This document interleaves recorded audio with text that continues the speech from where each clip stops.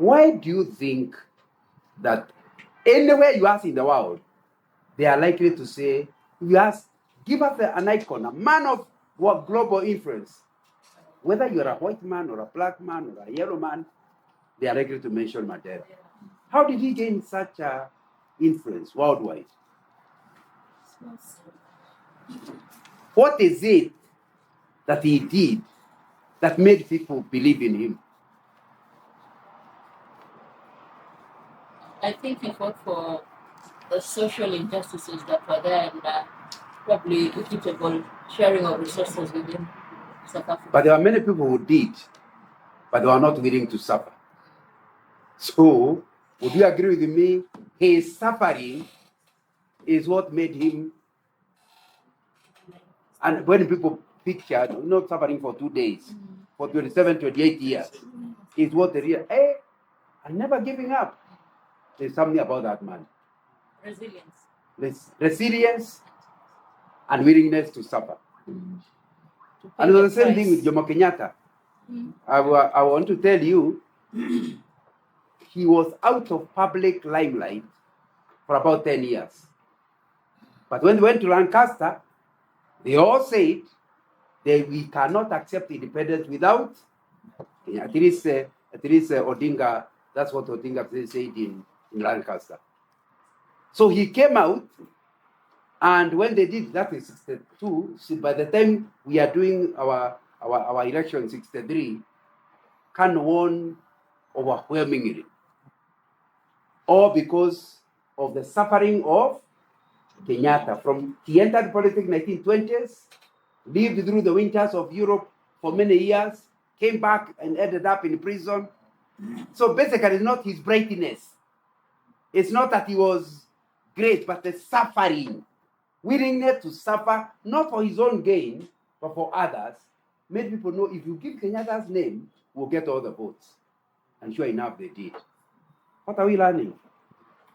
If you really want to be a man of influence, and remember, the word leadership is influence. They are the two words. You cannot be a leader unless you have. Because remember, the people are not following you because of anything. You just have influence them.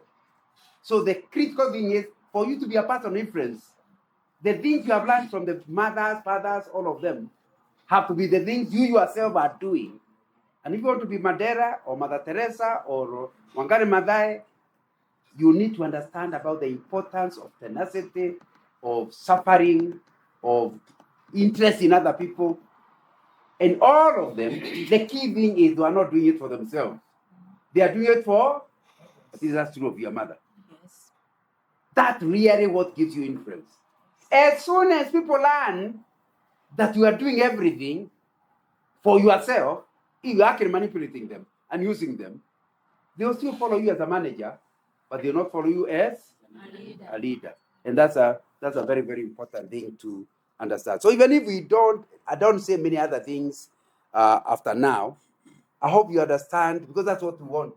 What is the principle that can make you such a person of influence that you can tell me? Let me say 3 things about transformational leadership. Number 1, it is called transformational because it does not continue with the group the way they are, where they are. If you're the type who is going to hold the group together to be where they are and continue to be where they are, you are not a transformational leader. You may be a leader, but transformational leaders are known because they come and find the place like this. If you give them 2-3 years, it will be like this. So you need to ask yourself, any place, for example, you are senior officers, you can remember a station you went to. Were you promoted because you kept things at peace? Nothing changed? There were no problems? Or is it because the way you found it, by the time you left, you have transformed the place? Then you are a transformational leader. It is not the fact that there was peaceful, but the fact that you came up with the new things.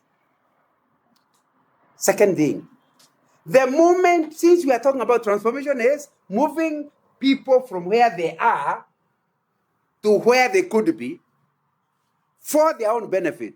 Do you hear that? It's not your benefit, but their benefit. If that be the thing, please understand the next thing that will happen is that people are not happy to go to an unknown. The moment they realize, why can't we change this? They say, no, we are happy where we are. Only influence can get you to change things, especially when you don't have the power from the boss. You can't say the boss said. It is you to get, for them, number one, for them to trust you. Number two, for them to believe that you are not doing it for yourself or for the boss. You are doing it for their own good. Because there will be a resistance because of moving from the area of comfort through a process. Although where they will be good, not many people are willing to pay the price. Would you agree with me? Sure. So you need to understand, if you are going to be a person of transformation, you cannot use management skills to get you there. Because you say, wait a minute, where in the policies manual does it say so? It can be difficult. I still remember being in the 1980s, I was the manager for Shell, looking at Nyanza and Western Province. And the depot was also reporting to me. And I was standing at the lake where Shell depot is Ogiga Road, right at the bottom. The depot is right on the lake. And we used to load ships to take fuel, because remember there was no paper in those days. So we were used to get fuel by rail into the depot. Then we load into ships to go to Tanzania and Uganda. And I was standing there and realized it's very easy for my staff to fall into the lake. I started asking them, do you know how to swim? Some of them, remember, they come from anywhere in the country. They don't know how to swim. And I thought, one of these days, I may be going to supervise a funeral. And I'll feel very bad. So I started saying, these are ourselves. Remember, although they called me Muse, I was a young man. You can imagine, as young as I am, what I was 40 years ago. They used to call me Muse, but they are the ones that were Muse. And I thought, how do I get them to agree to learn how to swim at their age? And I realized if I tell those who are there, there's nothing in the manual I can use to force them to go for training. So I called the shop steward and told him, by the way, have you ever thought that some of our staff on that, and railways are the ones who owned the jetty, and they are not very good at maintaining it. Have you ever thought somebody could fall off there? Why am I calling the shop steward? Because he's not a manager, he's a leader. They have elected him, isn't it? So he is likely to be more influential than me. Me, I'm called manager. I earn a lot of, maybe several times his salary, but I don't have the influence he has. So we talked over a cup of tea, and of course he feels very nice that I'm recognizing his leadership. He said, okay, come to think, yes. What can we do? Say, maybe we only take people who know how to swim on that particular area. But then he realizes they get a lot of overtime when they are loading the ship, because it's 24 hours. They load even at night. So that will mean only people who know how to swim will get the overtime. So maybe we should teach them how to swim. Oh, you think they can? Yes. As long as the company buys the swimming costume and takes them to the swimming pool at their fee, which I was willing to do. Now, once they said that, it's okay. Now it was my time now to call the staff to a meeting. And of course, the same resistance I expected happened. Of course, people feel they are very old at 45. Feel very old. And I'm in my 30s, so they feel very old. So, as long as I suggested, I told them, don't think about it. And I could see, I looked through the window, and I saw as soon as they went out of the office, they were talking to the shop steward. What do you think we're telling them? It's not his idea. I am the one who came up with it. As soon as they knew it was their leader, they are in agreement. See, when are you bringing the costume? So I got them the costume, agreed with an office at 5 o'clock to be there to take them to Sunset. Sunset was then, now there are many hotels, but Sunset was the hotel. I looked for a swimming teacher, and the exercise happened. As a manager, I would not have achieved it. As a leader, I did. I had gotten the shop steward to see I value him, isn't it? Yes. As soon as he trusted me, I was able to get his followers. Are we together? Mm-hmm. And you need to understand that. If you truly want to have an easier time, remember the two shepherds, the Kikuyu one and the Israeli one? The Kikuyu one ends up there with the sheep painful and he himself tired. The one in Israel just enjoys his walk. It's your choice. The moment you allow people to trust you, you'll achieve many projects and many changes and sleep at night without a problem. Because people trust you. When you tell them to jump, they don't ask you why. They ask you how high. To get that level will not be easy. You must be a Matera or a Gare Mazai, you must sacrifice. You must show love until the currency of leadership is trust. Okay, the currency of leadership is influence. The currency of influence is trust. Nobody can follow you unless they trust you. They have no idea where you are taking them. They think even if you hear him telling you that, he means this. You can't trust him.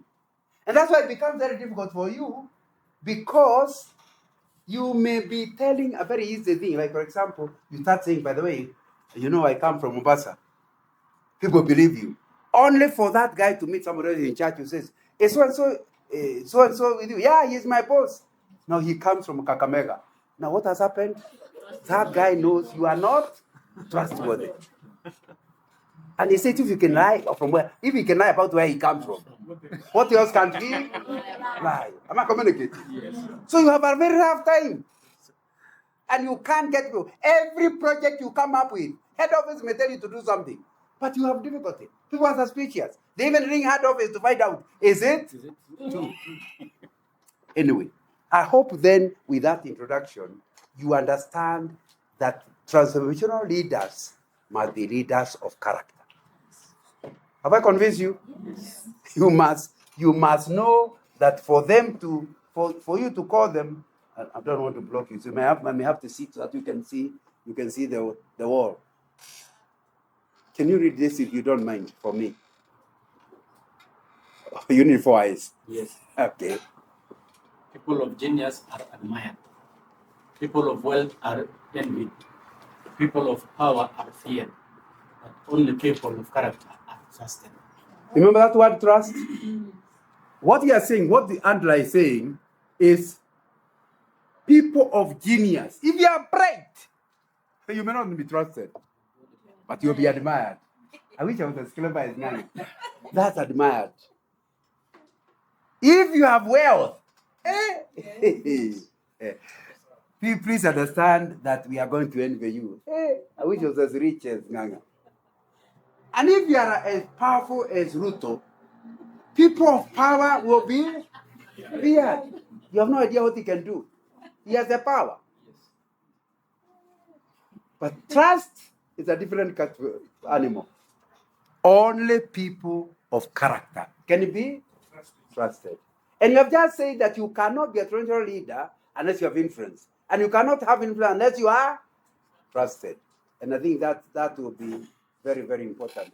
These notes are going to be given to you. And because we have taken a lot of time at the beginning, I'll leave you to read the other things. Let me start by saying, since you have seen the thing that we need is character for people to trust us, please understand character, practice over time will lead to credibility. Don't have a character one day. Don't tell the truth one day and hope that's character. Character is telling the truth consistently over time. Am I communicating? And when you do that, are credible. I still remember one day, my boss, I was in the middle management then, my boss said, Nganga, I admire you. I said, that's my boss telling me. He said, what? What has happened in your department? If it was concerned with me, they'll be investigating me. But now they just trust you. In other words, most likely in management, they had discussed it and they said, if it's Nganga, believe him. And I thought, you mean this non-Christian boss can see the value? Of course, you struggle. People look down on you. They fight you. But over time, they realize what Nganga says is true. And many audits are simply dismissed. Don't bother. Nganga, don't spend time on that one. We know what he is talking about. No, one day, by By that time, I was in charge of logistics in about 10 countries of Africa. I was not in the Kenya office, but Kenya was still reporting to me. And I still remember going to one of the transporters with the manager for Kenya, transport manager for Kenya. We went to one of the transporters, and he said, I told him the requirements if he wants to continue with the contract. And he was an assistant minister. He told me, young man, don't bother. He said, I'll come back in 3 months. If you have not done the standards, if you remember, those of you who are older will remember there used to be a company called Ajib.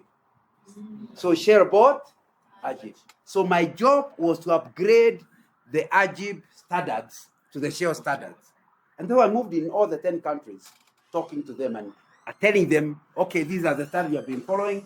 These are the standards of Shell. We'll retain you in your contract as a transporter if only you come to this standard. But they said, Minister is a politician. Powerful. He didn't think what I was talking about. I told him, please. I said, I'll talk with you about it. They said, don't bother. The decisions are made here. He just dismissed me. 3 months later, we went back now with the Kenya manager. He had done absolutely nothing. And he was laughing. Because he doesn't think that nothing can happen. I just gave instructions to Nairobi Depot not to load any one of his tankers. Hey, the manager rang me. Mr. Nga, do you know who owns those tractors? Those tankers? I said, I know, but I told you not to load them. Because he knew there would be repercussions. And sure enough, there are repercussions. We got a letter from the Minister of Energy. He's saying that we're interfering with African businessmen. And because my boss was a white man, he was really shaking because of his work permit. So he told me what has happened.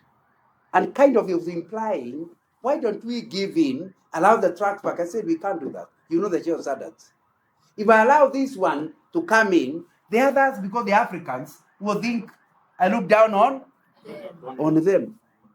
So, and obviously I'm a Christian, I would not want to be associated with the double standards. So I stood my ground. The next thing they now came for me, saying, in fact, what they claimed is that I own tankers in Shell. No wonder I'm throwing away theirs so that mine can get. When the Muzungu called me, I actually burst into laughter. He told me, this is not having Mother John. Obviously, he's worried about his work permit.